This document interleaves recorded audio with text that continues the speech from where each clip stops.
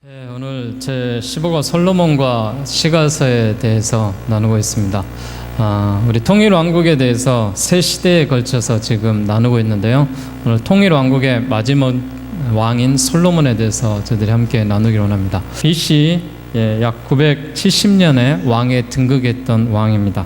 그러니까 사울왕이 1050년, 또 다윗이 1010년, 그리고 이제 솔로몬 왕이 970년 이렇게 시작이 돼서 왕으로 등극했던 그런 시대상의 이야기를 하고 있습니다. 솔로몬은 우리가 알다시피 지혜의 왕으로 이렇게 되어져 있습니다. 지혜의 왕이다 보니까 하나님께서 주어주시는 그 지혜가 얼마나 풍성하고 얼마나 많은 그런 은혜로 나와 있는지 알 수가 있습니다.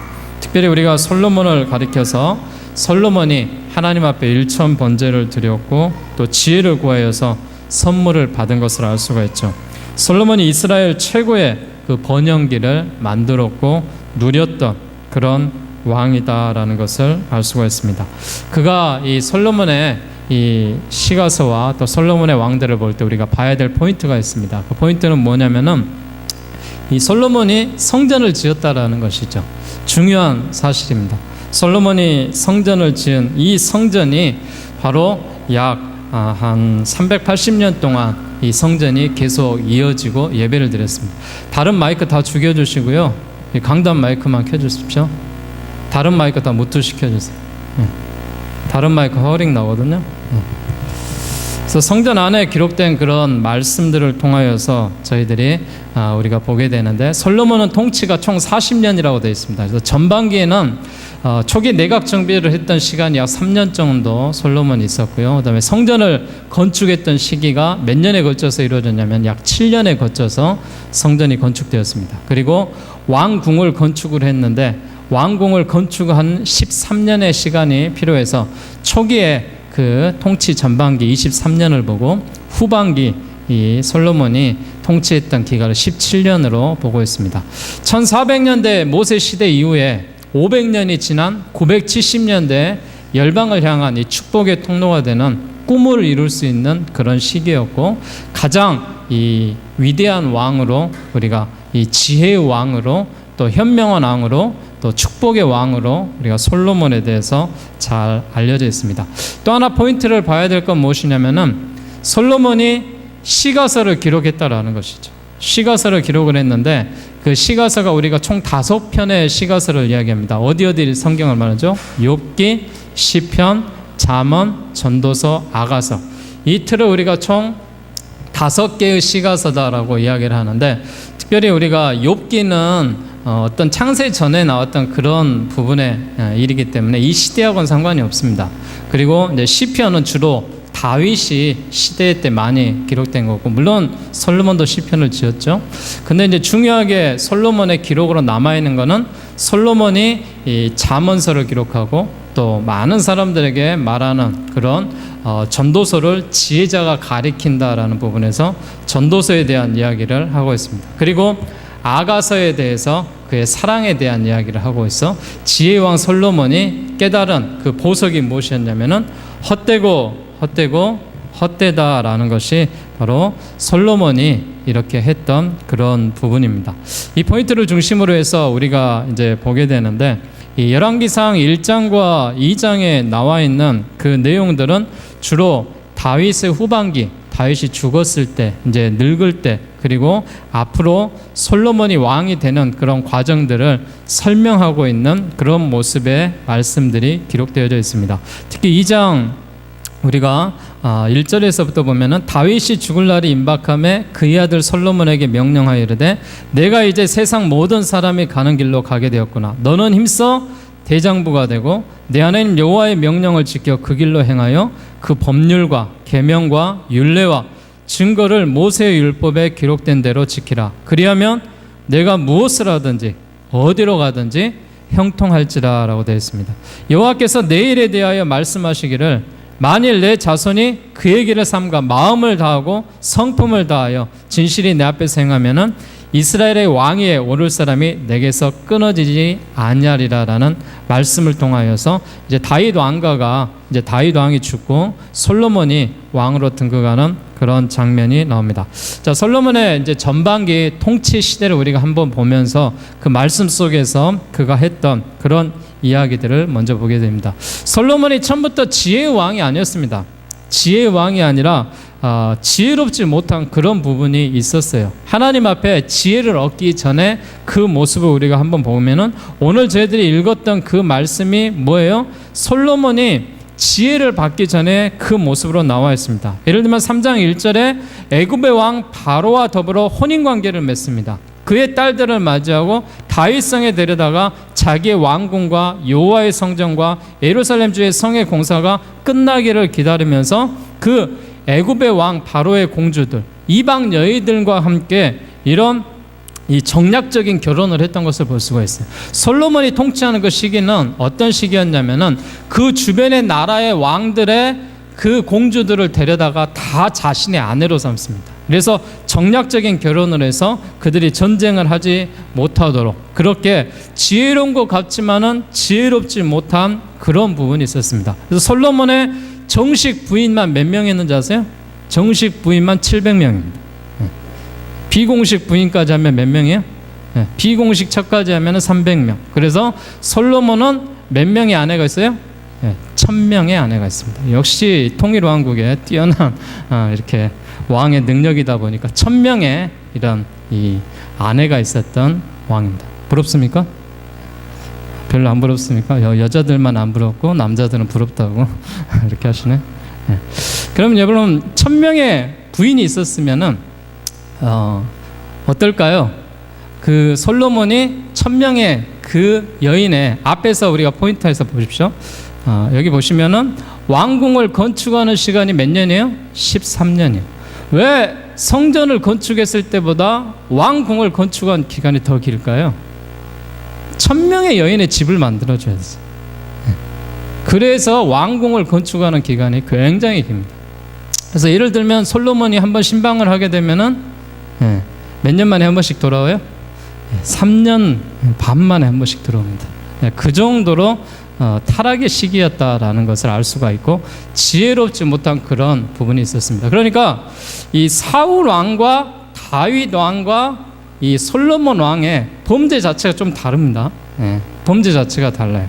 사울은 역시 우상 숭배를 하면서 그런 죄를 저질렀고 하나님을 거역한 죄를 저질렀잖아요. 근데 다윗은 어떤 죄를 저질렀어요? 살인죄를 저질렀다든지 예를 들면 강간죄를 저질렀다든지 그 정도예요. 그런데 이건 솔로몬은 상상도 할 수 없어요. 이런 것을 뛰어넘어서 어때요? 굉장한 혼탁주의 그리고 이방인 그런 신들을 그렇게 함으로 인하여서 솔로몬이 지혜롭지 못했다라는 것은 정략적인 이런 결혼을 했음에도 불구하고 어떤 모습이었냐? 바로 이 정식 부인 700명이 데리고 온 그 시녀들도 있었을 거 아니에요. 그럼 그 중에 시녀들 또 왕비들 그 사람들이 데리고 오는 뭐가 있었냐면은 자신들만이 섬기는 우상들이 다 있었다고. 그러니까 이 솔로몬이 왕위가 나이가 먹고 늙었을 때 남자로서 어떤 힘을 제대로 발휘 못했을 때 이 여자들이 솔로몬을 잡고 신전 바로 자신들의 예배 드릴 수 있는 그 신궁을 만들기 시작했던 거거든요. 그래서 이런 부분에 대해서 솔로몬이 가장 큰 실수를 했던 것은 이런 우상 숭배가 너무나도 많이 있었다라는 것이죠.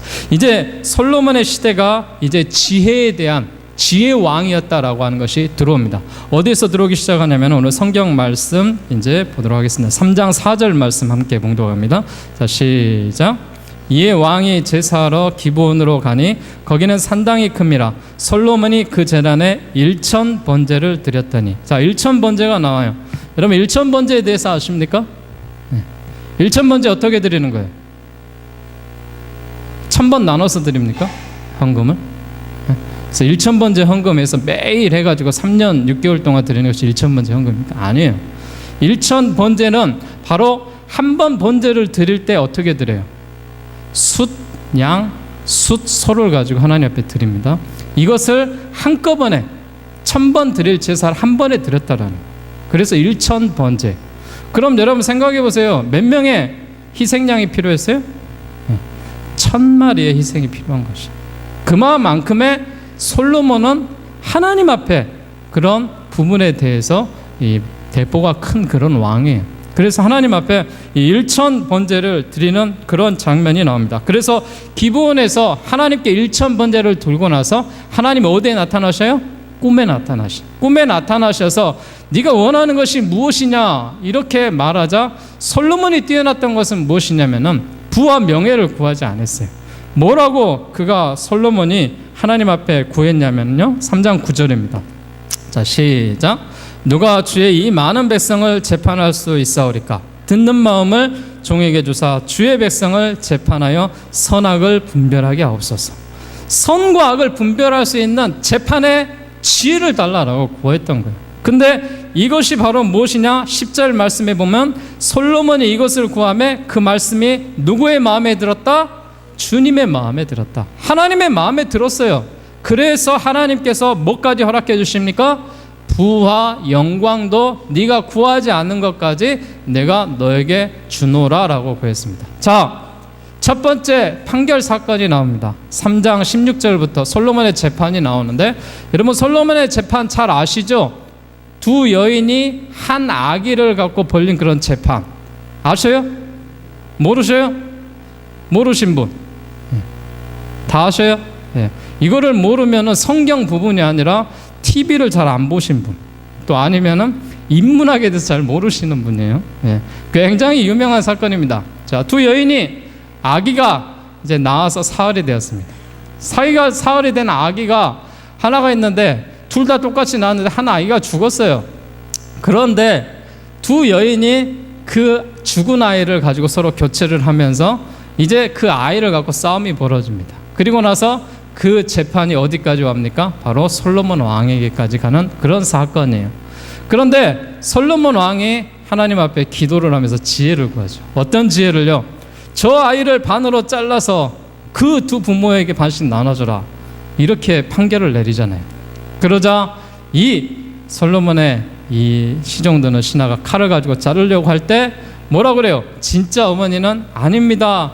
이 아이는 제 아이가 아닙니다. 그 여인은 저 여인의 아이니 저 여인에게 주십시오. 그런데 자기의 자녀가 아닌 어머니는 어떻게 해요? 그래요, 잘라주세요. 어찌 됐든지 내 것도 아니고 네 것도 아니고 잘 됐네요. 그렇게 합니다. 그걸로 인하여서 솔로몬이 내 인연 하면 안 되죠. 네, 내 인연 하면서 판결을 쫙 내리면서 그 거짓말한 그 여인은 바로 감옥에 가두게 되고, 또 한 여인은 이렇게 살려서 아기와 어머니를 찾아줬다는 그런 재밌는 이야기가 역사적으로 나와 있는 솔로몬의 재판이 여기 나와 있는 것을 볼 수가 있습니다. 자, 이 사건으로 인해서 솔로몬이 지혜를 정말 하나님 앞에 구함으로 인해서 받습니다. 얼마만큼 뛰어난 지혜가 있었는지 한번 가보십시오. 4장 30절 한번 보도록 하겠습니다. 29절부터 32절까지 한번 봉독하도록 하겠습니다. 자, 시작. 하나님이 솔로몬에게 지혜와 총명을 심히 많이 주시고 또 넓은 마음을 주시되 바닷가의 모래같이 하시니 솔로몬의 지혜가 동쪽 모든 사람의 지혜와 애굽의 모든 지혜보다 뛰어난지라. 그는 모든 사람보다 지혜로워서 예사 사람 에단과 마홀의 아들 헤만과 갈골과 다르다보다 나음으로 그의 이름이 사방 모든 나라에 들렸더라. 그가 잠언 3000가지를 말하였고 그의 노래는 1005편이었더라. 노래를 몇 편 지었어요?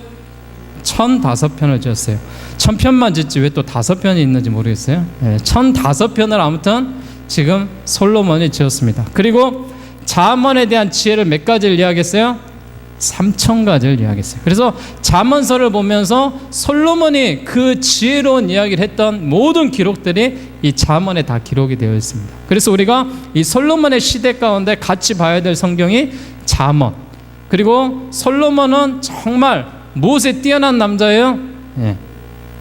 정말 1000명의 그런 여자를 거느렸던 정말 연애에 뛰어난, 사랑에 뛰어난 그런 왕 아닙니까? 그래서 바로 사랑은 이렇게 해라 하고 아가서를 기록하는 것이죠.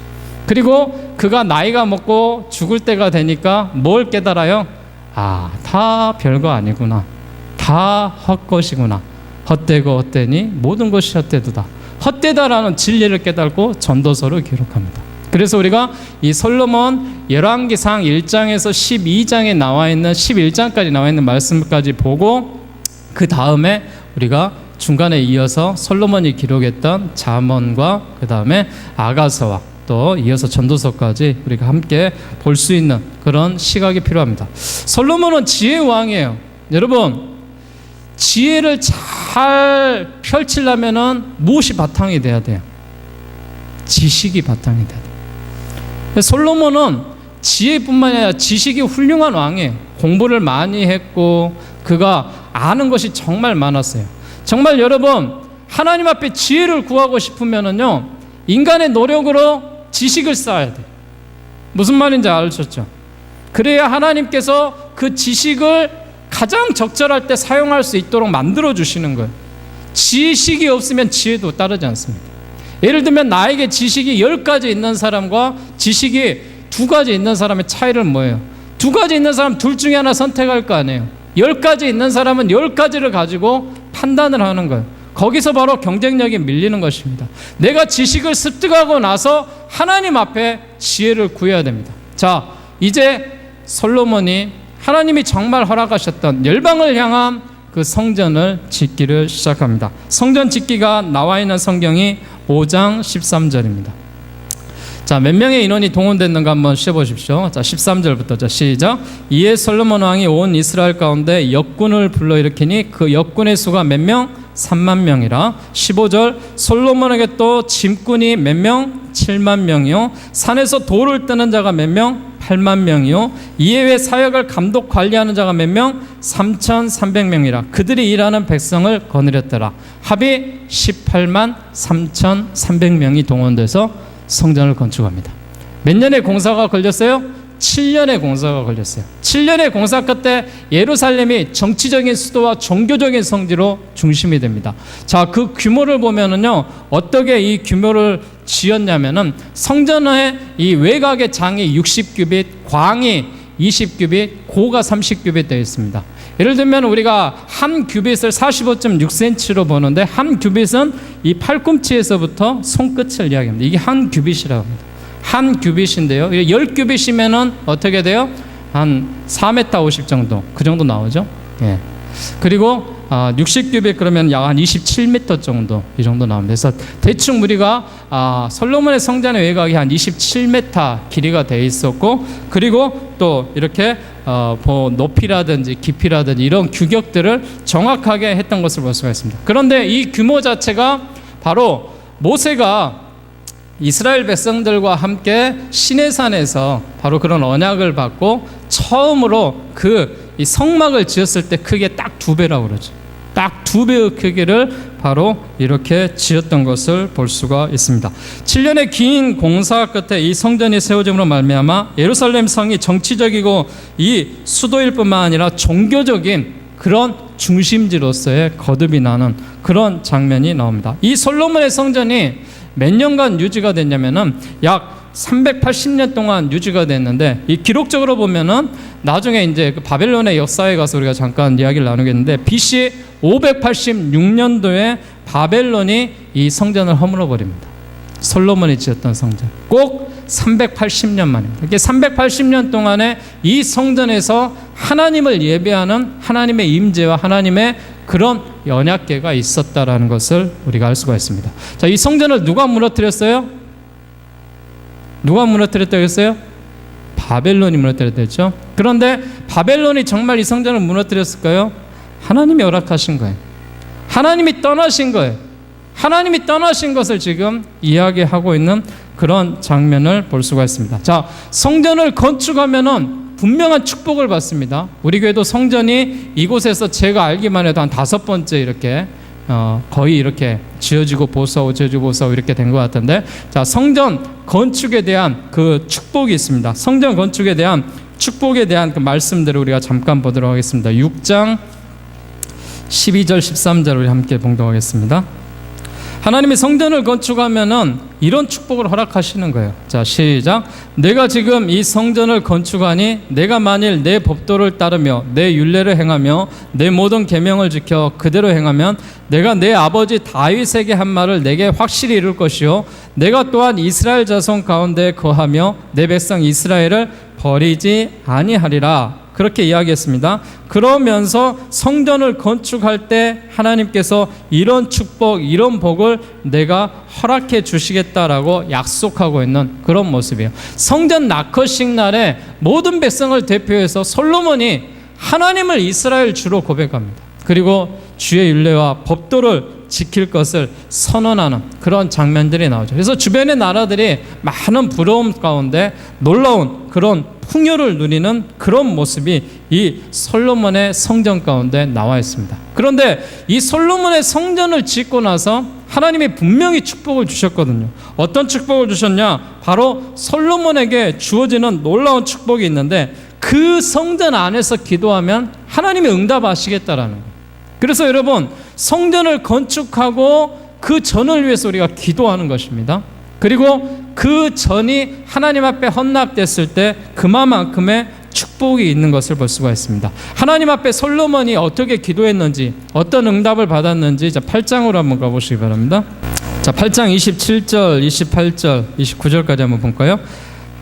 하나님이 참으로 땅에 거하시리까 하늘과 하늘들의 하늘이라도 주를 용납하지 못하겠거든 하물며 내가 건축한 이 성전이오리까. 그러나 내 하나님 여호와의 주의 종의 기도와 간구를 돌아보시며 이 종이 오늘 주 앞에 부르짖음과 비는 기도를 들으시옵소서. 주께서 전에 말씀하시기를 내 이름이 거기 있으리라 하신 곳이 이 성전을 향하여 주의 눈이 주야로 보시오며 주의 종이 이곳을 향하여 비는 기도를 들으시옵소서. 하나님이 거하시는 전이기 때문에 성전에 와서 기도하는 거예요. 여러분, 우리가 집에서 기도할 수도 있어요. 사업장에서 기도할 수 있어요. 식사하면서 할 수 있어요. 하지만 하나님 앞에 소망과 간절한 기도는 어디 와서 하셔야 돼요? 주의 성전에 와서 하셔야 됩니다. 왜요? 이 자리가 주님이 거하시는 임재의 자리이기 때문에 그렇습니다. 하나님의 영이 이 자리에 건축함으로 말미암아 함께하기 때문에 그렇습니다. 그러면서 뒤에 한 장 넘겨보십시오. 41절과 43절에 이렇게 말합니다. 함께 봉독할까요? 시작. 또 주의 백성 이스라엘에 속하지 아니한 자 곧 주의 이름을 위하여 먼 지방에서 온 이방인이라도 그들이 주의 크신 이름과 주의 능한 손과 주의 펴신 팔의 소문을 듣고 와서 이 성전을 향하여 기도하거든 주는 계신 곳 하늘에서 들으시고 이방인이 주께 부르짖는 대로 이루사 땅의 만민이 주의 이름을 알고 주의 백성 이스라엘처럼 경외하게 하시오며 또 내가 건축한 이 성전을 주의 이름으로 일컫는 줄을 알게 하옵소서. 바로 이 성전 안에서 누구든지 들어와서 기도하면 이방 사람이라도 내가 축복을 하겠다라고 이야기하는 그런 모습의 장면이 이 말씀 속에서 나와 있습니다. 이 성경이 지금 이 솔로몬이 전성기를 이뤘던 27년의 그 기록입니다. 27년의 기록 동안에 어떻게 했어요? 그가 아까 말했던 대로 이 내각들을 정비하는 데 3년이 걸렸다고 했어요. 그리고 바로 솔로몬의 성전을 건축했던 그 시기가 7년이 걸렸어요. 그리고 13년 동안에 걸쳐서 바로 솔로몬의 왕궁의 그 내각들을 잘 정비한 23년의 기록이 바로 1장에서 지금 10장까지 나와 있는 그 기록입니다. 자, 11장은 이제 솔로몬이 죽는 장면, 마무리 장면이니까요. 우리 중간에 솔로몬이 기록했던 잠언을 우리 한번 가보도록 하겠습니다. 자, 시편 뒤에 있는 잠언 여러분 성경 펴십시오.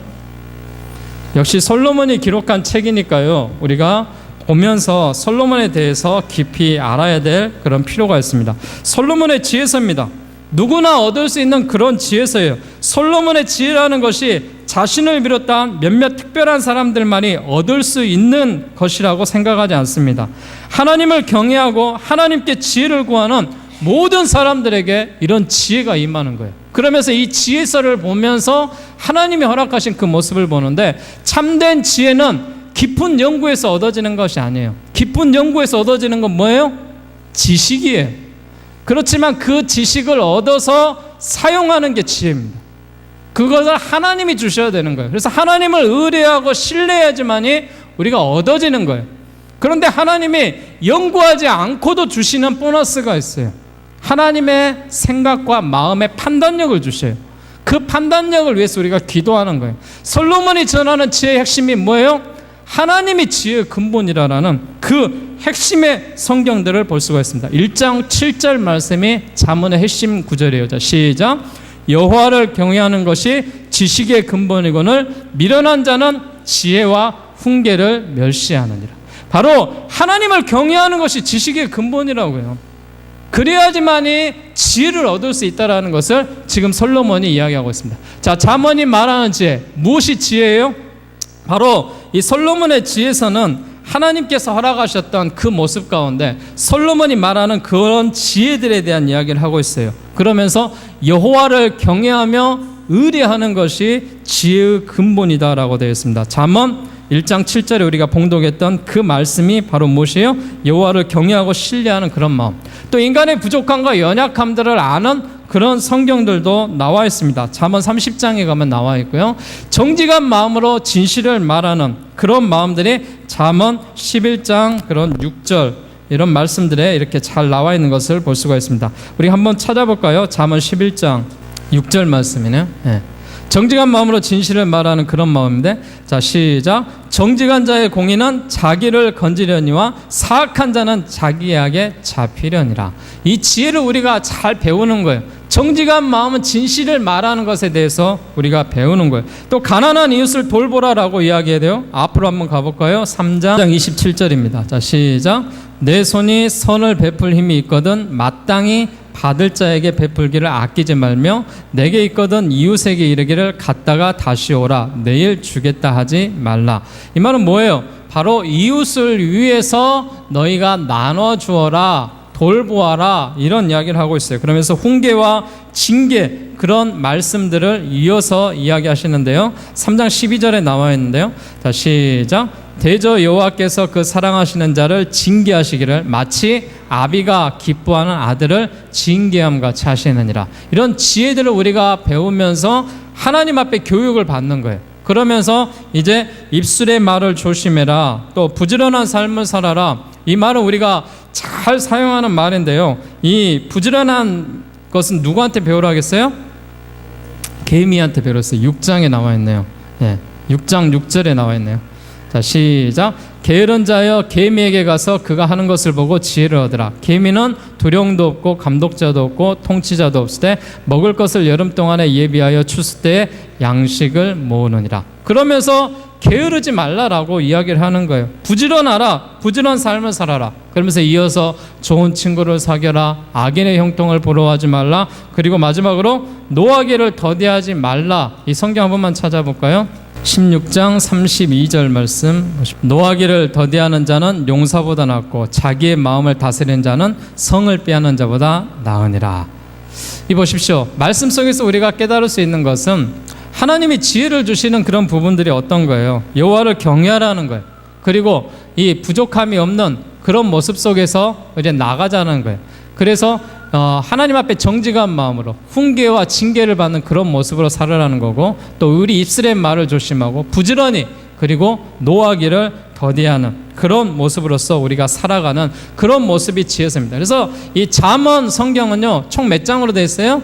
31장으로 되어 있어요. 그래서 하루에 한 장씩 우리가 묵상을 하는 그런 지혜서로 많이 활용을 하고 있습니다. 그래서 이 말씀을 보면서 이 지혜가 몇 천 가지가 들어있어요. 이 성경 안에는 3,000가지의 지혜가 들어가 있습니다. 그래서 솔로몬이 정말 뛰어난 왕이었다는 것을 우리가 여기서 보면서 이해를 합니다. 자, 솔로몬의 아가서를 우리가 한번 보도록 하겠습니다. 자, 아가선 960페이지가 나와 있죠. 솔로몬의 아가라는 것이 뭐냐면은 바로 이 뜻 자체가 우아한 노래다라는 뜻을 갖고 있어요. 예. 근데 솔로몬의 이 아가서는 이 시작이보다는 노래예요. 노래로 지어진 거예요. 시편에서 아까 우리가 솔로몬의 이 열왕기상에서 봤을 때 몇 편의 노래를 지었다고 했어요? 1005편의 노래를 지었다고 했어요. 그 말씀들이 여기 아가서에 들어가 있는 거예요. 솔로몬과 술람미 여인 사이에 이루어진 순결하고 아름다운 그런 사랑에 대한 이야기가 잘 기록되어 있습니다. 그래서 성경 전체에 흐르는 하나님의 사랑, 정말 베푸신 사랑, 희생하는 큰 사랑을 우리가 알 수가 있는데, 이 안에 성경에 대한 사랑의 표현들이 뭐냐? 그리스도인들이 누려야 될 그 사랑의 표현들이 다 들어가 있는 거예요. 그래서 여러분, 기독교인들이 연애 못하면 바보예요. 왜요? 성경을 안 읽으면 안 돼. 성경을, 이 아가서를 잘 읽고 편지를 쓰면 연애 편지를 기가 막히게 쓸 수 있습니다.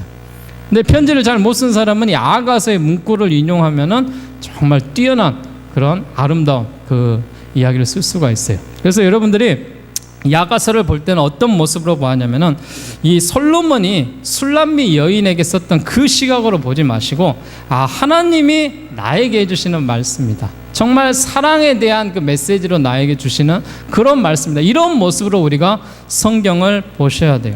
근데 이 솔로몬이 참 이렇게 많은 여인을 거리다 보니까 참 이게 눈이 헷가닥해도 정말 헷가닥한 것 같아요.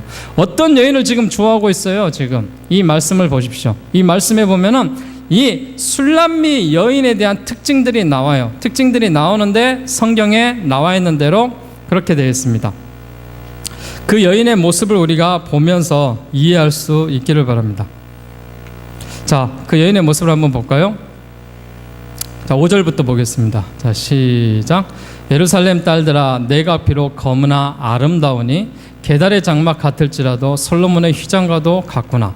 내가 햇볕에 쬐어서 검은옷을 할지라도 훑혀보지 말 것은 내 어머니의 아들들이 나에게 노하여 포도원 지기로 삼았습니다. 나의 포도원을 내가 지킬지 못하였구나. 좋은 말로 표현하니까 여기 나와 있는 대로 뭐예요? 검으나 아름답도다. 햇볕에 쬐어서 거무스름 하는구나. 그래도 흘겨보지 않겠다. 좋게 표현해서 검으나 아름다운 흑진주지 우리가 진짜 보면 어떤 모습이겠어요? 예, 정말 흑인이에요. 흑인인데도 하나님께서 이 솔로몬에게 마음을 주셨는데 흑진주와 같은 그런 여인이 술람미 여인이었다라는 것을 우리가 알 수가 있는 부분이 나옵니다. 자, 아가에서 말하는 그 사랑에 대한 표현들이 참 많이 있는데 이스라엘 백성을 향한 하나님의 사랑과 우리가 그리스도의 사랑으로 보는 그런 관점으로 봐야 돼요. 자, 아가가 말하는 사랑, 무엇이 사랑이에요? 사랑은 바로 여러분 부부간에 여기에 대한 말씀을 집중하면서 이런 사랑을 앞으로 하시기 바라겠습니다. 바로 사랑은 어떻게 해야 돼요? 한계를 뛰어넘는 사랑을 해야 돼요. 어떤 한계를 뛰어넘었어요? 지금 본문 읽었듯이 바로 흑인까지도 사랑하는 그런 솔로몬의 모습이었어요. 그리고 서로 간에 대해서 집중하는 그런 모습이 있습니다. 정말 아름다운 그런 표현이 나오는데요. 2장 2절과 3절 말씀에 보면은요, 여자들 중에 내 사랑은 가시나무 가운데 백합화 같도다. 남자들 중에 나의 사랑하는 자는 숲풀 가운데 사과나무 같구나. 내가 그늘에 앉아서 심히 기뻐하였고 그 열매는 내 입에 달았구나.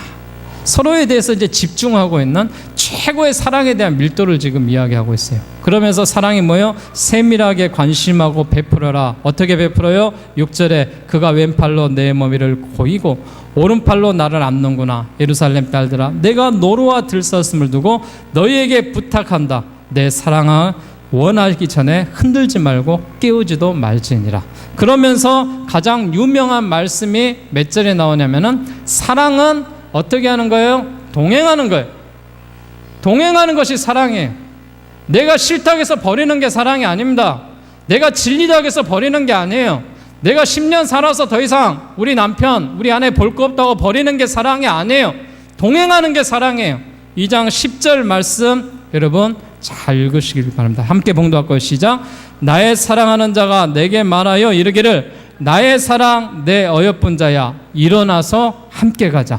겨울도 지나고 비도 그쳤고 지면에는 꽃이 피고 새가 노래할 때 이르렀는데 비둘기 소리가 우리 땅에 들리는구나. 무화과 나무에는 푸른 열매가 익었고 포도나무는 꽃을 피워 향기를 토하는구나. 나의 사랑 나의 어여쁜 자야 일어나서 함께 가자. 이런 연애 편지 받아보신 분 없어요? 참 뭐 하십니까 남편들. 자, 이 성경 말씀 2장 10절과 13절의 말씀을 딱 인용을 해서 이번 생일 때 아내에게 이런 메시지로 나의 사랑 나의 어여쁜 자야 나와 함께 가자. 이 말로 인하여서 여러분의 노년이 밥상이 달라질 줄 믿습니다. 여러분의 사랑의 축복이 함께 할 줄 믿습니다. 이게 아가서를 바라보면서 정말 우리가 사랑을 배워야 돼요. 그리스도의 사랑도 이런 사랑으로 하셔야 돼요. 그래서 서로의 허물을 덮어주는 거 말이야 뭐 하겠습니까? 여러분 사랑의 허물을 덮어줘야 되는데 참 각 사람마다 참 흠이 있는 것 같아요. 내 아내에게 흠이 없는 분 있습니까? 저는 제 아내에게 흠이 있는데 지금까지 자신 있게 그 흠이 이쁘다라고 생각하면서 살고 있습니다. 무슨 의미인지 제가 가르쳐 드릴까요? 우리 집에 오세요. 나중에 가르쳐 드릴게요. 예. 정말 사랑은 내가 덮을 수 있는 거예요. 사랑은 뭐냐면은요, 내가 이뻐서 좋은 건 그건 사랑이 아니에요. 그런 사람과 결혼을 하면 안 돼. 어떤 사람과 결혼을 해야 돼요? 그 허물을 덮어줄 수 있는 그것을 내가 그 사람에 대해서 채워줄 수 있을 때 그때 결혼을 하는 거예요. 그래서 여러분, 좋은 것을 보고 결혼하는 것이 아니라 허물을 보고 결혼하는 거예요. 왜냐하면 그 허물은 내가 채워줄 수 있겠다라고 생각을 했을 때. 그래서 하나님 앞에 그런 허물이 있을 때 우리가 감사하면서 사랑을 하는 거예요. 그래서 사랑은 서로에게 속하는 거라 그랬어요. 자신의 것이 아니에요. 누구에게 속한다? 서로에게 속하는 거예요. 그래서 사랑은 바로 죽는 그 모습까지 이기는 그런 장면으로서 우리가 볼 수가 있습니다. 바로 아가서 마지막 그 부분에 나와 있는 성경인데요, 8장 6절과 7절 말씀입니다. 자, 함께 보도록 하겠습니다. 시작. 너는 나를 도장같이 마음에 품고 도장같이 팔에 두라. 사랑은 죽음같이 강하고 질투는 수월같이 잔인하며 불길같이 일어나니 그 기세가 여호와의 불과 같으니라. 많은 물도 이 사랑을 끄지 못하겠고 홍수라도 삼키지 못하나니 사람이 그의 온 가산을 다 주고 사랑과 바꾸려 할지라도 오히려 멸시를 받느니라. 하나님께서 이런 이 사랑에 대한 메시지들을 아가서의 총 바로 솔로몬의 아가로 인하여서 노래로 이렇게 지어져 있습니다. 이 모습을 보면서 여러분의 가정의 사랑이 회복되기를 주의 이름으로 축원합니다. 우리 모든 모습들의 연인들의 모습들이 이런 아름다운 사랑으로 바꿔지기를 원합니다. 특별히 우리 기독교인들 또 그리스도인의 사랑들이 이런 모습으로 여러분 나타날 수 있기를 바랍니다. 그래서 정말 이 솔로몬의 사랑에 대한 노래는 어떤 표현으로 우리가 되어 있냐면은 그리스도인의 모범적인 사랑으로 서로 배려해주고 한계를 넘고 또 관심을 가져주고 끝까지 동행하고 허물을 덮어주고 죽음까지도 사랑할 수 있는 이런 사랑의 모습이 나와야 될 줄로 믿습니다. 자, 우리 이제 이 모습 속에서 보고요. 자, 솔로몬의 마지막 당부였던 이 전도서 1장과 12장 부분을 한 번 더 보도록 하겠습니다. 이 전도서는 이제 솔로몬이 어떤 시기에 기록된 그 모습이냐면은 이제 솔로몬이 이런 시대를 27년이라는 시대를 이렇게 누리고 살아가면서 더 이상 이제 그가 나왔던 그런 모습 속에서 젊었을 때 모습이 아니라 이런 것들을 다 경험을 해보니까 많은 물질을 가져보았고 쾌락도 가져보았고 향락도 가져보았고 즐길 거를 다 즐겨봤는데 이 땅에 이제 생을 마감하면서 모든 것이 다 허무하구나 그런 것을 깨닫는 그런 장면이 나와 있는 것이 바로 솔로몬의 전도서로 되어 있습니다. 자, 전도자의 고백이 어떤 고백으로 되어 있냐? 사람의 수고가 다 헛되라는 거예요. 1장 14절입니다. 시작. 내가 해 아래서 행하는 모든 일을 보았노라. 보라, 모두가 다 헛되어 바람을 잡으려는 것이로다. 솔로몬만이 할 수 있는 이야기예요. 왜요? 그가 솔로몬의 성전도 지어봤어요. 그가 수없이 많은 여인들의 천명을 아내로 삼아봤고 그 집들을 지어줘 봤고 그들과 아름다운 사랑도 해봤어요. 권력도 누려봤어요. 모든 것을 다 가져봤지만은 바로 사람의 수고가 헛되다. 해 아래 살 것이 없다라고 1장 10절에 이 말씀을 하고 있습니다. 이 말씀 속에서 우리가 볼 수 있는 그런 모습들이 나와 있는데요. 그 하나님이 주시는 그런 이 지혜의 말씀으로 인하여서 우리가 전도서를 바라봐야 되는데 해 아래 하나님이 주시는 그런 새 것이 없다라고 이야기하고 있죠. 1장 10절입니다. 시작. 무엇을 가리켜 이르기를 보라. 이것이 새 것이라 할 것이 있으랴. 우리가 있기 오래전 세대들에게 이미 있었느니라. 바로 해 아래는 새 것이 없다라는 거예요.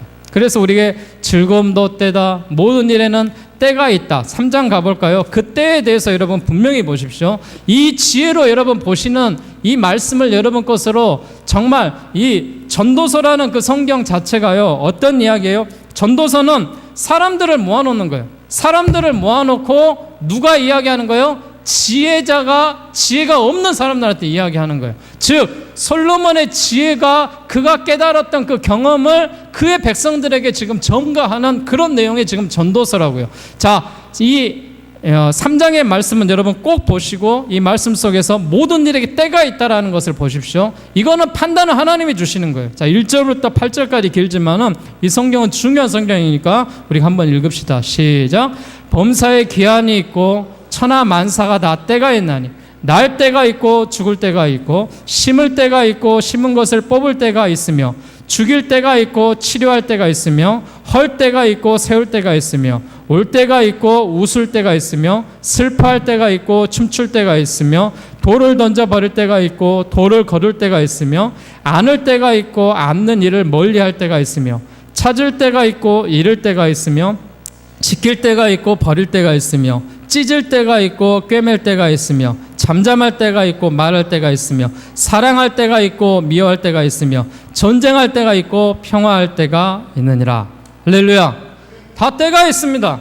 여러분, 때가 있는 그 시대에 우리가 살고 있는데 이 때를 하나님이 주신 지혜로 받아들여야 돼요. 그래서 전도자의 고백이 뭐예요? 사람의 수고가 헛되고 해 아래 새 것이었고 모든 일에 때가 있다라고 이야기하는 거예요. 그러면서 전도자가 행복한 인생을 살면은 이렇게 살아라라고 고백합니다. 성경 말씀은 제가 이번 찾지 않겠습니다. 선을 행하는 사람이 행복을 하고요, 서로 돕는 사람이 행복하고 입술을 지키는 사람, 죽음을 기억하는 사람, 또 치우치지 않는 사람이 행복하다겠어요. 그러면서 전도자의 당부는 무엇이냐? 기억하고 기억하고 기억하라. 다 하나님의 손에 있음을 기억하라. 모든 인생이 죄인임을 기억하라. 하나님의 심판을 기억하고 후에 노인이 될 것을 기억하라. 청년의 때, 너의 창조의 때를 기억하라라고 말하면서 이 전도서 12장의 말씀을 맺습니다. 자, 이제 마지막 솔로몬이 죽는 장면으로 보고 우리가 마무리하도록 하겠습니다. 자, 솔로몬 11장, 열왕기상 11장으로 한번 다시 여러분 가서 오늘 말씀을 저희들이 마무리하도록 하겠습니다. 솔로몬의 11장은 이제 솔로몬의 통치 후반기 마지막 그 17년에 대한 그런 이야기를 나누고 있습니다. 바로 솔로몬이 이스라엘을 통치한 40년이 크게 두 시기로 우리가 구분을 해서 우리가 말씀들을 보았습니다.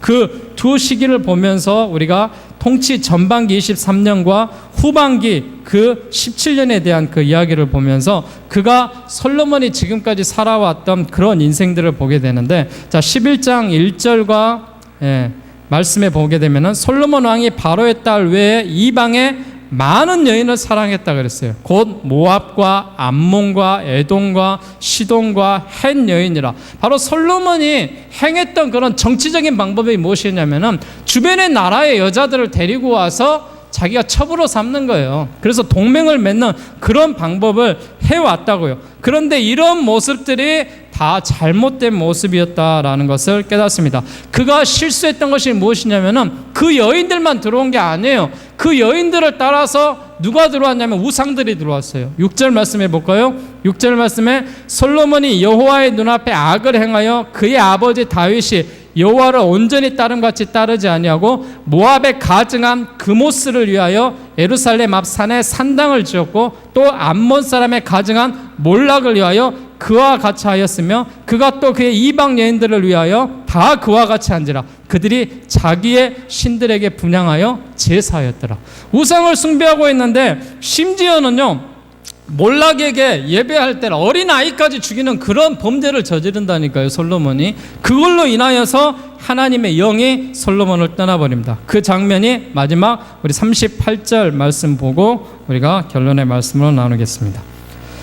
38점 시작. 내가 만일 내가 명령한 모든 일에 순종하여 내 길로 행하며 내 눈에 합당한 일을 하여 내 종 다윗이 행함 같이 내 율례와 명령을 지키면 내가 너와 함께 있어 내가 다윗을 위하여 세운 것 같이 너를 위하여 경건한 집을 세우고 이스라엘을 내게 주리라. 이제 노년에 솔로몬이 죽기 직전에 그의 자녀들에게 하나님께 메시지로 하고 있는데, 마지막 이제 43절에 솔로몬이 이렇게 죽습니다. 솔로몬이 그의 조상들과 함께 잠에 그의 아버지 다윗의 성읍에 장사되고 그의 아들 르호보암이 대신하여 왕이 되니라. 그러면서 솔로몬에 대한 결론을 뭐라고 내려요?